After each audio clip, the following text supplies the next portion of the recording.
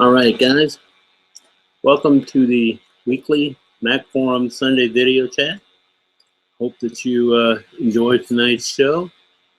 This is the December 7th, 2014 edition of the Mac Forum chat. Apologize, I wasn't able to make it last week. I had a few things come up that needed to be taken care of. And coming up on today's show, we've got a couple of tips for you. One revolves around playback time, playback speeds and QuickTime, and how you can control that a little bit. And we'll describe that in a little more detail. I've got a tip for you courtesy of Van Smith about dealing with corrupted Microsoft Word documents. And we got one or two other little tidbits of information here for you tonight. I hope that you enjoy the information that we have. First of all, let's get right down to some of the things that we want to talk about tonight. Excuse me a second. I'm going to bring the show notes back up. I don't need map. Well, that's wouldn't wait. I brought up the calendar instead. That's not what I was shooting for. Sorry about that, guys. It took me just a second to get things squared away there. On the show tonight, I had a look at the site statistics just before we came on the air. The site statistics stand as follows. As of about 5 minutes before the chat began, there are 281,923 threads, 1,559,964 posts, and those posts are contributed by a total of 286,618 members. Okay, and the newest member is Dieter, W-D-U-D. And sorry if I mispronounced that one. I'm not even going to give that one an honest try. I know I'll mispronounce it, guys. If you want your name mentioned, pick a pronounceable name. Sorry about that. All right. As I say, we missed last week's show. It would kind of been an interesting. All of the tips for this week are things that I had stored away from last week that we had intended to bring up last week. As I say, I missed them because of some issues that came up, but instead we got the information here. It's the first week of December. We're right in the midst of the holiday season. Hopefully, get your wish list in to Santa Claus ahead of time here, guys, especially if you're looking for Apple gear. Looks like it's going to be a busy year for the old guy. All right, so let's move on to, and by the way, you know, you guys have a Christmas gift in mind for somebody, Mac-related Christmas gift in mind for somebody, keep in mind that there's a lot of good stuff out there. Just pick carefully so that you get something that person will be able to use really well. First of all, I want to mention one of the things that came up last week as I was helping someone. First one has to do with QuickTime and playback speed on certain kinds of files. One of our members, Chris Morgan, happened to post that he listened to a lot of books, lectures, etc. through QuickTime. And in Mavericks, he could, it would show him the playback rate.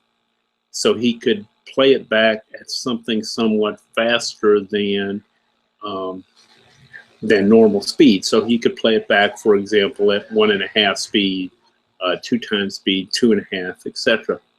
And in Yosemite, it doesn't seem to show you that information.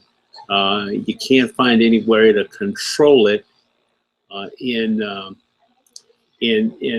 preferences in the QuickTime X preferences, QuickTime Player X preferences. So there are some things though that you can do to control the playback speed if you want to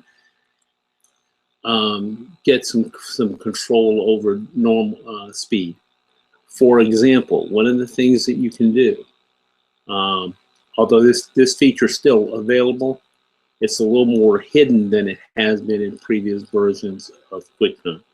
Okay, if you have an audio or video file open, and when the QuickTime window comes up, you see three arrows: a left arrow, left-facing arrow that does rewind, a center arrow with the play function capability, and then a right-facing arrow. Okay. The middle arrow, touching the middle arrow, of course, plays back at normal speed. The right arrow speeds up playback. Now, in normal operation, it does as follows. You click it once, and it goes to 2 times normal speed. Second time, it goes to 4 times. Third time, it goes to 8 times normal speed. Okay? The left arrow decreases things by the same increments. Okay?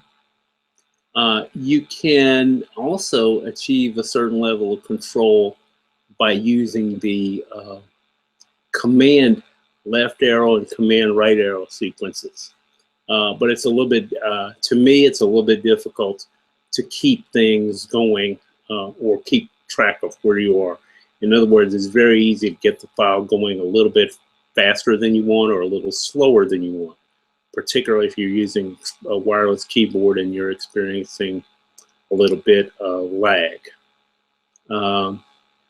If you want a little bit more precise control, okay, over that, you can go back to the way that it was in QuickTime 7. QuickTime 7 gives you a little bit more control. It has a specific setting for 1.5 or 1.5 times speed. And I have some links in a thread on the forum about running QuickTime 7. I had forgotten. First of all, if you hold down the Option key, remember what I said about using the fast forward button, left and right arrows? If you hold down the Option key, you get smaller increments. But if you prefer using the interface in QuickTime 7, you can.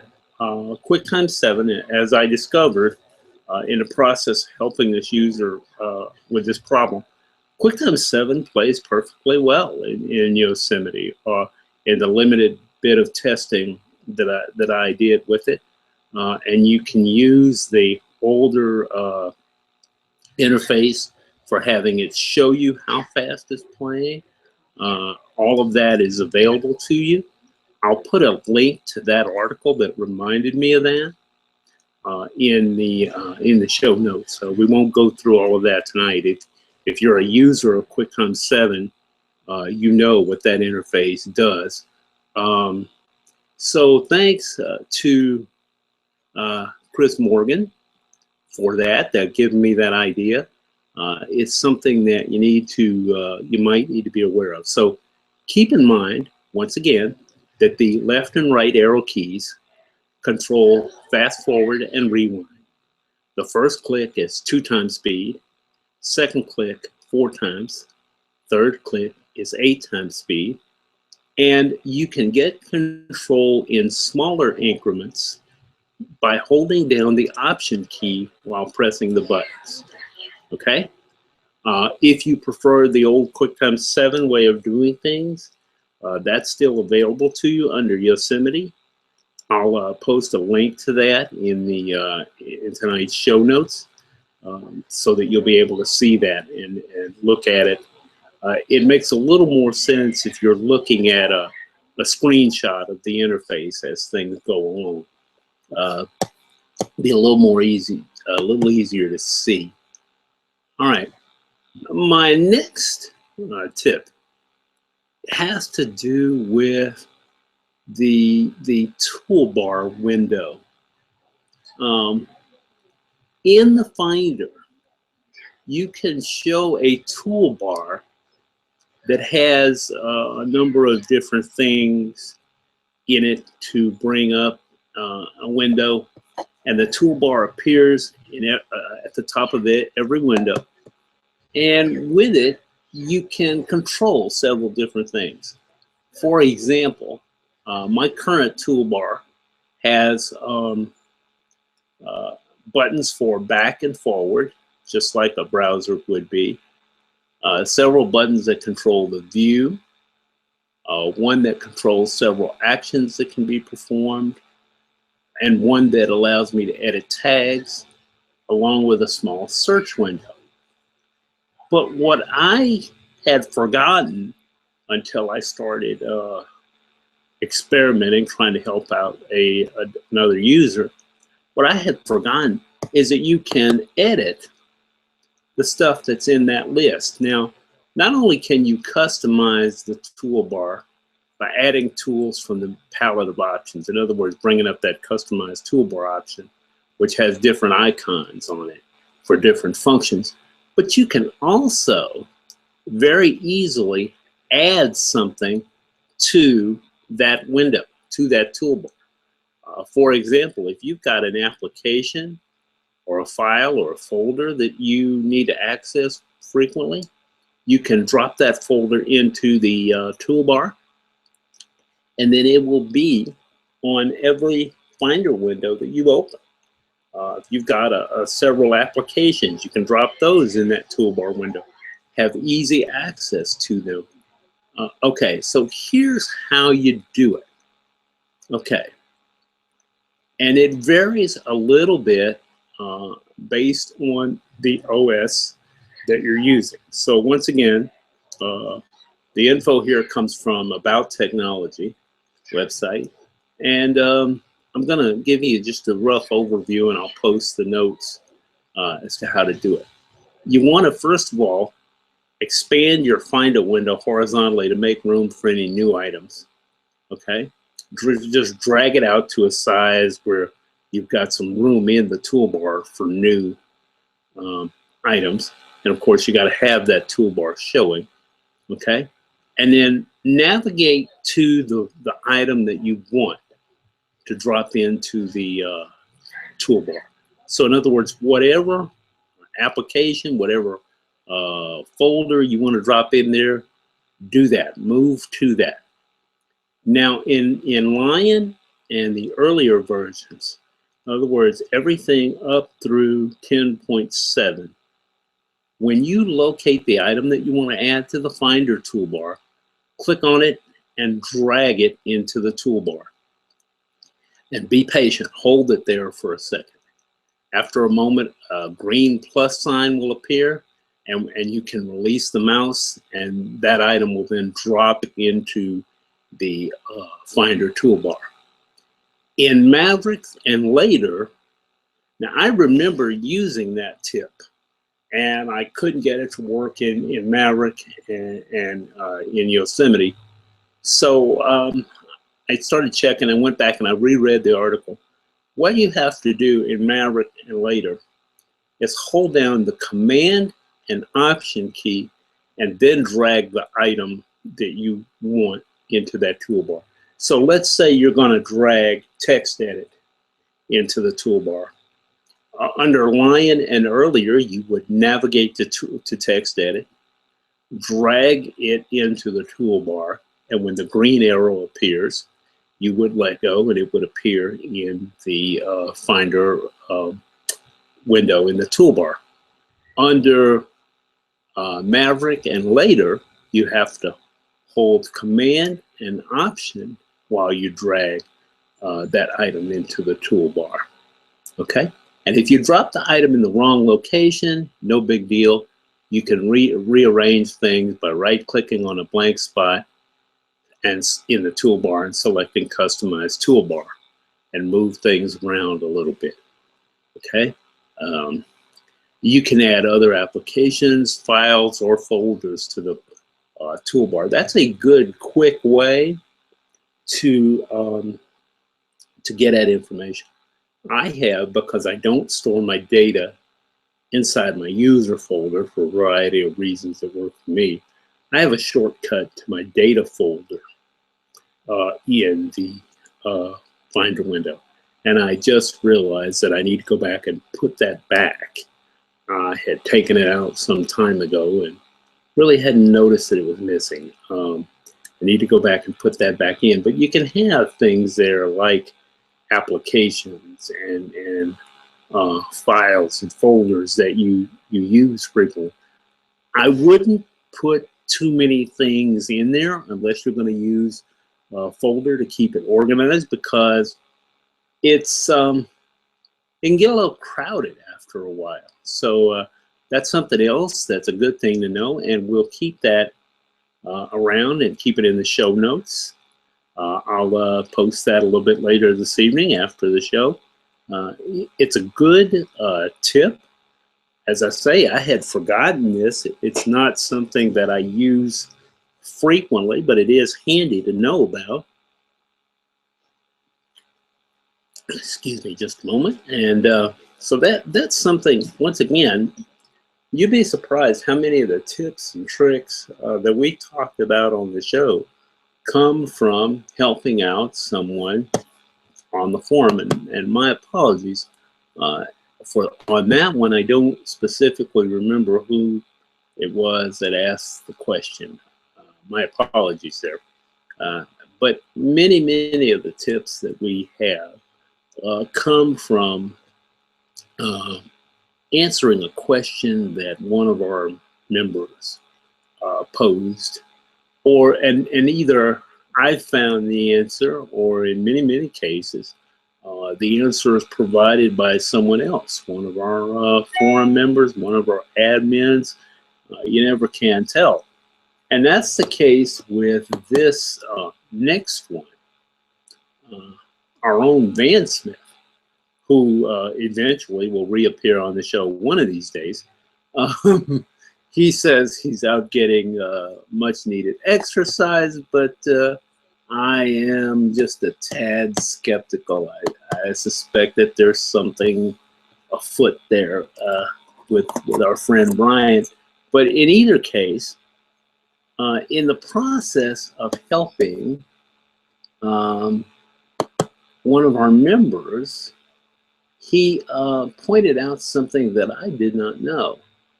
I have been using Microsoft Word for quite a long time, going back to my early days, System 7 on the Mac. And I think at that time Microsoft Word was at version something like 4.2 or something. But in either case, Brian pointed out something I did not know. It has to do with dealing with a corrupt file. If you find that your docx file has become corrupted, you might be able to retain some of the data. Brian lets us know that docx files, which is the default for the current version of Microsoft Word and how it saves files, are little more than basically glorified archives. So if you change the extension from docx to zip and then decompress it as you would any other zip file, you may be able to get at the information. So basically rename it as a zip file. So let's just, for the sake of argument, say that your file was called Brian's First Novel, and it's saved in docx format. You would rename it as Brian's First Novel.zip, decompress it, and salvage what you can from the file archive. Now, the trick here is that you may have to poke around a little bit to find the information. In other words, once you get it in an archive and you open the archive, you may have to experiment a little bit. And one of our members, I want to be sure to point out, a member called Word Matters, basically, and he's, I think, he or she might have been the one that started that thread, uh, pointed out that sometimes, even though a document is reading as corrupted in Microsoft Word, sometimes pages will open a corrupted Microsoft Word document. So that's a handy thing to know. I knew that pages would open Word documents, but I don't often have to deal with corrupted Word documents, fortunately. And I hadn't really thought of using pages as my method of dealing with corrupted file. So perhaps that's another avenue for some files. So try either of those tips. I suspect that the same may be true if you're using something like OpenOffice, NeoOffice, etc. That in some cases, these are going to open it when Microsoft Word will not. Sometimes Word is a little bit picky about the file structure and etc. So it's worth a try before you decide that the document is absolutely unrecoverable. That's a good tip. I haven't had an opportunity to use that one. I literally did not know that until Brian posted it.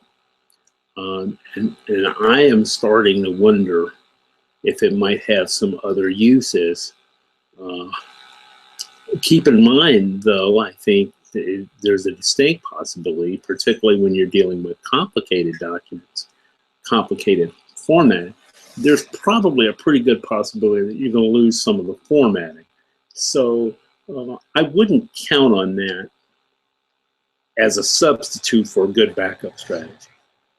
And other members have pointed out over the last several weeks and etc. that from time to time the autosave function in Microsoft Word misbehaves, and this has been known for a while. So I would not count on either this tip or the autosave function as a replacement for a good backup strategy. This is kind of a last resort. This is the fourth down pass into the end zone kind of thing. Yes, I used a American football metaphor. Had the misfortune of watching the Saints lose today, so I'm entitled to an occasional football metaphor this evening. But yeah, this is not neither of the tips about using pages or about changing the name of the file from docx to zip is a substitute for having a good backup strategy. Making sure that you have a backup of any mission critical data that you would have. Because let's face it, hard drives fail, stick drives fail. From time to time, even a file is going to go corrupted, even though the drive has not failed. I've had that happen before. I've also had it happen where I've password protected a document and forgotten the password. And I have to tell you, it won't do you any good if you set a password for a document, to contact Microsoft and say, what's the password for my document? What they're going to basically tell you is they don't have a procedure for that. There are some utilities on the Windows side that supposedly will help you recover those kinds of passwords. I've seen varying degrees of complaint, either depending on who you read. They either work really well or they don't work at all. I suspect the truth is somewhere in the middle. So you might want to, like I say, whether you're dealing with Word or any other program, your first best option is making sure that you have a good backup regimen in place. The tips that we've had this evening are pretty good for dealing with stuff that you don't, where you've had a disaster of some sort, but they're not a substitute for having a workable, viable backup solution. And that's going to take care of everything as far as the tips that we had for this evening. What I also wanted to mention to you this evening is something to think about. I've seen particularly over the last couple of weeks, comments from various users that the iPhone 4S doesn't run very well on the iOS 8, specifically in terms of battery life. That apparently updating to iOS 8 places a significant drain on the battery in a 4S. I personally would not know, because I'm still running a 4. It will not handle iOS 8, so I haven't even tried it. I will tell you that the 4S is the entry-level iPhone for iOS 8, according to Apple. In other words, if you have anything older than a 4S, don't even try it. And I am finding now with a lot of things, at one time, Apple's hardware recommendations for a new OS gave you a little bit of leeway. If they gave you a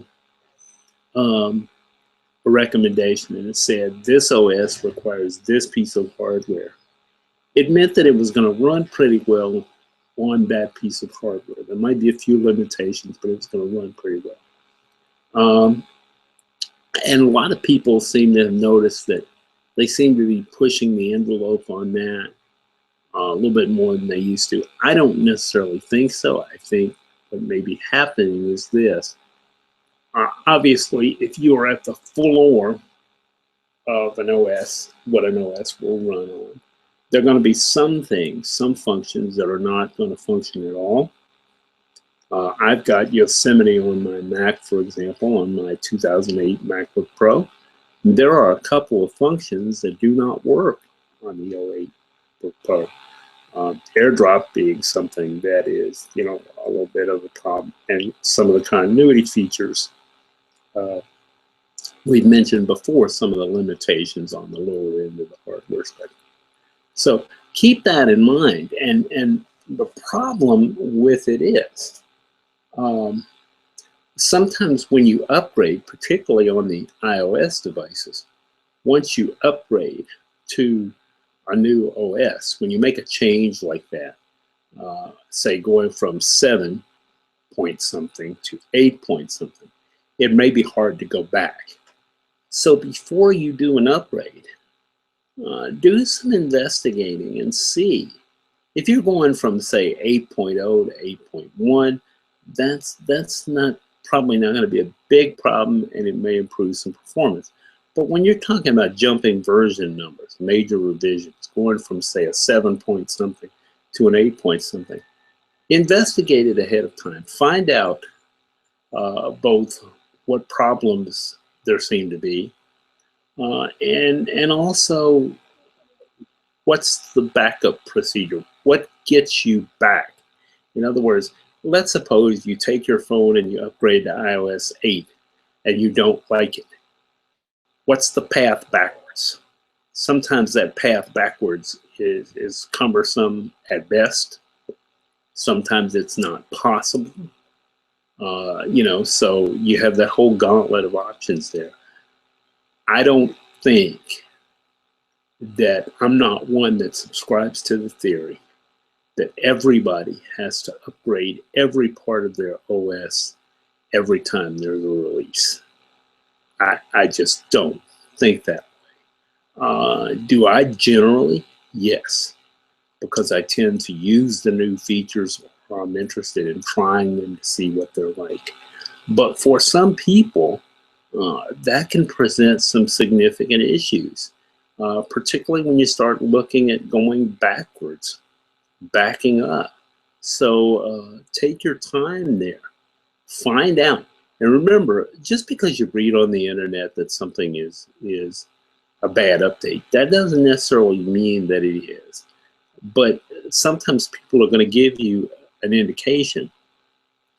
You know, hey, if you upgrade from 7 to 8, be aware that there's not a good path to go back. If you upgrade from, say, Maverick to Yosemite, you got to be aware that the pathway backwards kind of depends on you being able to have had an installation of Maverick that you can go back to. There are all kinds of issues. Usually they can be handled very well with some forethought ahead of time. So you got to be sure that you ask those kinds of questions. Check things out a little bit before you make that quantum leap involved in things. Be aware of that, and that will help a lot with your transition from one operating system to another. And that pretty much takes care of not only the tips, but a lot of the ideas that we had to talk about tonight. I realize we've only been at it about a half an hour, but that's okay.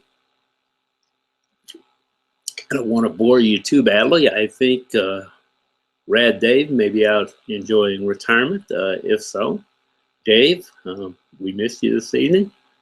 As I say, Van Smith usually claims to be out and about getting exercise. I'm a little dubious of that.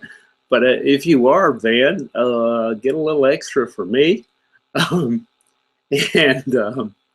Guys, that's pretty much everything that I have for tonight. Coming up next week, I'll have some more tips and tricks for you.